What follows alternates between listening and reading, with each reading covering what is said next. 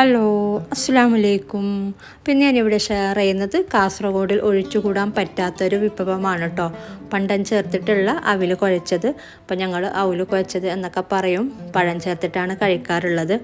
മൗലൂദിനും അല്ലാത്ത സമയത്തൊക്കെ ഉണ്ടാക്കിയെടുക്കാറുണ്ട് ഈ ഒരു വിഭവം. അപ്പോൾ നമുക്ക് നോക്കാം.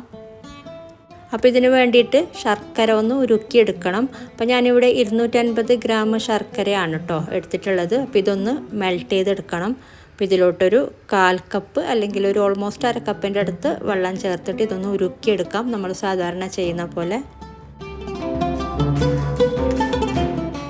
ശർക്കര കട്ട് ചെയ്തിട്ട് ചേർത്ത് കൊടുക്കുന്നെങ്കിൽ അങ്ങനെ ചേർത്ത് കൊടുക്കാം. അല്ലെങ്കിൽ ഇത് ചൂടായി വരുമ്പോഴേക്കും നമ്മളിങ്ങനെ തവി വെച്ചിട്ട് ജസ്റ്റ് ഇതാക്കി കൊടുക്കുമ്പോൾ തന്നെ അത് പീസായി കിട്ടുന്നുണ്ട്.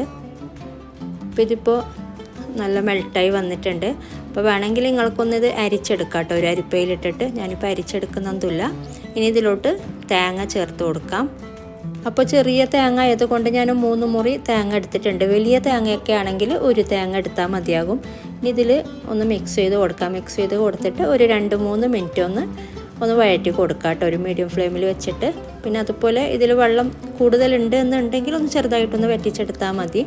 അതുപോലെ നല്ലോണം ഡ്രൈ ആക്കി എടുക്കണമെന്നില്ല കേട്ടോ. ഒരു ഓൾമോസ്റ്റ് ഒരു 3-4 മിനിറ്റ് ഇതുപോലെ ഒന്ന് ഇളക്കി കൊടുക്കുക. അപ്പോൾ ഇതിപ്പോൾ ഇതിൽ പാകത്തിനായിട്ടുണ്ട് ശർക്കരയും ആ ഒരു തേങ്ങയും ഒക്കെ. അപ്പോൾ വെള്ളം കൂടുതലൊന്നുമില്ല. അപ്പോൾ എന്നാൽ പോലും ഒരു 2-3 മിനിറ്റ് ഒന്ന് ഇളക്കി കൊടുത്തിട്ടുണ്ട്. അപ്പോൾ ഇത്രയും മതി. ഇനി നമുക്കിത് ഫ്ലെയിം ഓഫ് ചെയ്തിട്ട് ചൂടാറാൻ വേണ്ടിയിട്ട് മാറ്റി വെക്കുക. ചൂടാറിയതിന് ശേഷം ഇതിലോട്ട് അവിൽ ചേർത്ത് കൊടുക്കുക. ഇപ്പോൾ ഇത് ചൂടാറിയിട്ടുണ്ട്. ഇനി ഇതിലോട്ട് അവിൽ ചേർത്ത് കൊടുക്കാം. അപ്പോൾ 200 ഗ്രാം അവിലാണ് കേട്ടോ ഞാൻ ചേർത്ത് കൊടുക്കുന്നത്. അപ്പോൾ ഇത് പാകത്തിനാകുന്നുണ്ട്. അപ്പോൾ നിങ്ങൾക്ക് കൂടുതലെന്ന് തോന്നുന്നുണ്ടെങ്കിൽ ആദ്യം കുറച്ച് അവിൽ ചേർത്തിട്ട് മിക്സ് ചെയ്ത് കൊടുക്കുക. എന്നിട്ട് ബാക്കി അവിൽ ചേർത്ത് കൊടുത്താൽ മതി. അപ്പോൾ ഈ ഒരു അളവിൽ 200 ഗ്രാം അവിൽ പാകത്തിനാകുന്നുണ്ട്.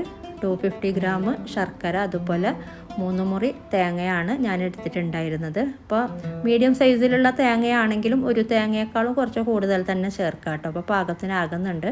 ഇതൊക്കെ ഒന്ന് നല്ലോണം മിക്സ് ചെയ്തെടുക്കുക.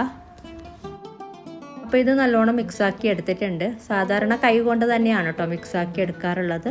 ഇതിപ്പോൾ അത്യാവശ്യം മിക്സായി കിട്ടിയിട്ടുണ്ട്. പിന്നെ നിങ്ങൾക്ക് ഇതിൻ്റെ കൂടെ വേണമെങ്കിൽ കുറച്ച് പഫ്ഡ് റൈസ് ചേർത്ത് കൊടുക്കാം കേട്ടോ. ഞങ്ങൾ ഉലുവക്കി എന്ന് പറയും.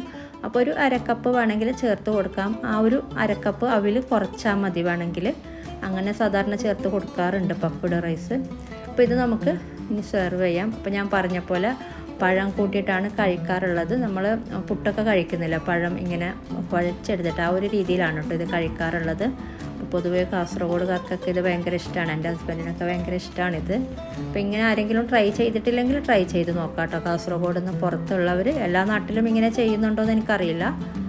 അപ്പോൾ ഇങ്ങനെയാണിത് കഴിക്കാറുള്ളത്. അപ്പോൾ ഈ ഒരു വീഡിയോ ഇഷ്ടപ്പെട്ടാൽ ലൈക്ക് ചെയ്യുക, കമൻറ്റ് ചെയ്യുക. അതുപോലെ നിങ്ങൾ എൻ്റെ ചാനൽ ഇതുവരെ സബ്സ്ക്രൈബ് ചെയ്തിട്ടില്ലെങ്കിൽ ഒന്ന് സബ്സ്ക്രൈബ് ചെയ്യുക. അപ്പോൾ ഇതുപോലെ നല്ല റെസിപ്പിയുമായിട്ട് മറ്റൊരു വീഡിയോയിൽ കാണാം. Thank you.